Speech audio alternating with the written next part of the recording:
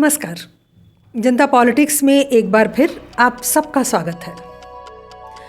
आज हम गांधी के तुष्टीकरण के क्लाइमैक्स की एक घटना पर चर्चा करेंगे, जिसमें आपको गांधी के बारे में भी पता चल जाएगा, उनकी सोच के बारे में पता चलेगा और आज़ादी के पहले भारत में मुसलमानों का रवैया कैसा था वो भी आपको बहुत अच्छे से स्पष्ट हो जाएगा। तो ये बात सन 1920 की है, जब देश में मुसलमानों ने 2 किताबें प्रकाशित की थी। एक किताब थी कृष्ण तेरी गीता जलानी पड़ेगी। इसमें उन्होंने भगवान कृष्ण को लेकर अभद्र और अश्लील टिप्पणियाँ की थी। दूसरी किताब थी 19वीं सदी का लंपट महर्षि।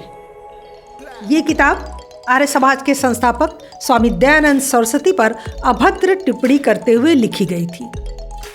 यह दोनों पुस्तकें मस्जिदों के माध्यम से 2-3 वर्षों तक पूरे भारत में बांटी जाती रहीं। इसमें हिंदू देवी देवताओं के अश्लील और भयावह रेखाचित्र थे और अनेक कुत्सित गालियां और घिनौने चरित्र हनन थे। जब यह बात गांधी तक पहुंची तो उन्होंने इसे अभिव्यक्ति की स्वतंत्रता कहकर नज़रअंदाज कर दिया। 1923 में जब हिंदू अपने क्रोध को दबाने से थक गए और कहीं से उन्हें कोई राहत नहीं मिली, तो हिंदुओं ने शैतान और रंगीला रसूल नामक 2 पुस्तकें प्रकाशित की, जिसमें पैगंबर मोहम्मद के जीवन का सत्य और कुरान में जो कुछ कहा गया है उसका खुलासा किया गया था। तो ये जो किताबें छपी, इनमें से एक रंगीला रसूल जो पुस्तक थी वो लाहौर के राजपाल प्रकाशन से छपी हुई थी। दरअसल इसके लेखक थे पंडित चामुपति लाल, जो कि महाशय राजपाल के अच्छे दोस्त थे और उन्होंने पैगंबर मोहम्मद पर एक व्यंग्य लिखा रंगीला रसूल, और राज्यपाल से यह वादा लिया कि वो लेखक का नाम उसमें नहीं छापेंगे। शायद वो उसका परिणाम जानते थे। किताब बिना किसी नाम के छप गई और लेखक के नाम की जगह वहाँ लिखा गया कि दूध का दूध और पानी का पानी। ये लेखक के नाम की जगह लिख दिया गया था। मुस्लिम समुदाय इससे भड़क उठा, लेकिन किताब 1 साल तक पूरे भारत में अच्छे से बिकती रही। गांधी को इसकी खबर लगी और अचानक 1924 में गांधी ने अत्यधिक मुस्लिम तुष्टीकरण की अपनी बीमारी के साथ कार्यवाही करने का फैसला लिया और उनकी जो अभिव्यक्ति की स्वतंत्रता थी वो तेल लेने के लिए चली गई। तो उन्होंने अपने अखबार के जो यंग इंडिया पत्रिका वो लिखते थे, उसके कॉलम में उन्होंने रंगीला रसूल की कड़ी निंदा करते हुए एक लंबा लेख लिखा, जिसकी कुछ पंक्तियां इस प्रकार थी कि एक साधारण और तुच्छ प्रकाशक ने कुछ रुपए कमाने के लिए पैगंबर मोहम्मद का अपमान किया है। मुसलमानों को ऐसी किताब लिखने वालों को खुद सज़ा देनी चाहिए। गांधी द्वारा हिंदुओं के प्रति हिंसा की यह मौन स्वीकृत थी। इसके बाद खिलाफत आंदोलन के मौलाना मोहम्मद अली व अल्लामा इकबाल जैसे अनेक लोग एकत्र हुए और जामा मस्जिद से घोषणा की गई कि महाशय राजपाल को बख्शा नहीं जाना चाहिए, उसे सज़ा ज़रूर मिलनी चाहिए। इसके बाद मुस्लिम जिस आदेश का इंतज़ार कर रहे थे वो मिल चुका था। महाशय राजपाल पर 2 बार जानलेवा हमला हुआ, लेकिन वो बच गए। गांधी ने इसके विरोध में कहीं कुछ भी नहीं लिखा। उस हमले के विरोध में 1924 में अंग्रेज़ों ने किताब को बैन कर दिया और आईपीसी की धारा 153A के तहत राजपाल पर तमाम केस दर्ज हो गए।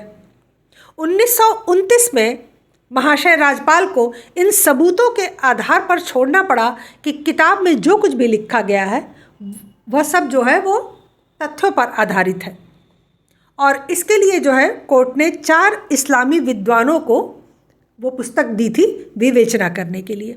उसके बाद कोर्ट ने जब यह फैसला सुनाया तो मुस्लिम भीड़ तिलमिला उठी।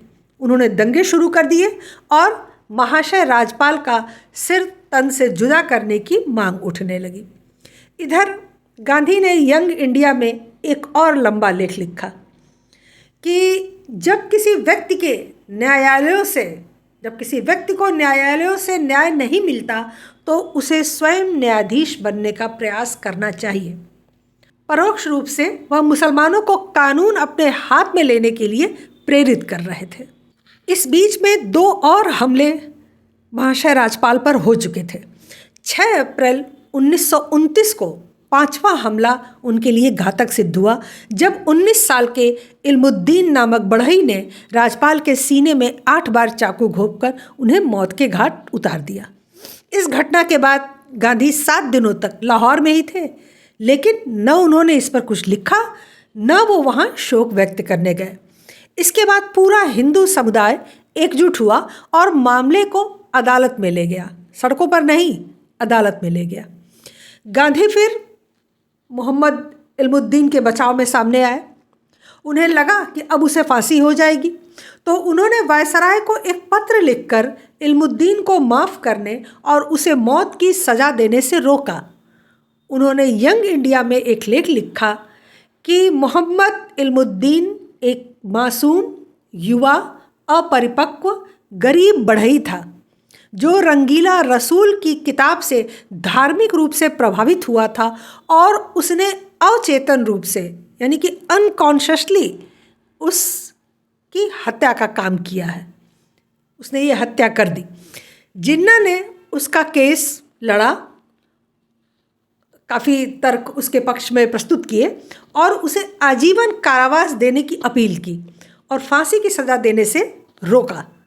लेकिन हिंदुओं का रोष देखते हुए अंग्रेज़ों ने 31 अक्टूबर 1929 को लाहौर जेल में इल्मुद्दीन को मार डाला।